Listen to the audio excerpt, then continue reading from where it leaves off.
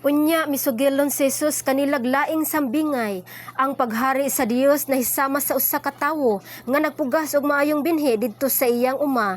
Usa ni ana kagabi samtang nangatulog ang tanan, usa ka kaaway ang miadto og misabod og liso sa mga sagbot, sagol sa trigo ug unya mibiya.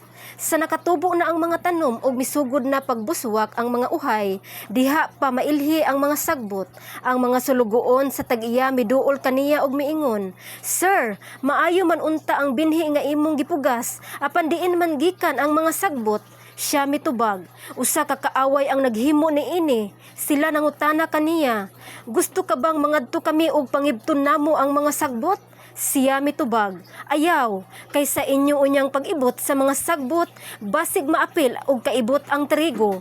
Pasagdin ninyo nga ang trigo ug ang mga sagbot magdungag tubo hangtod sa ting-ani, kay ingnon ko ra unya ang mga tig-ani.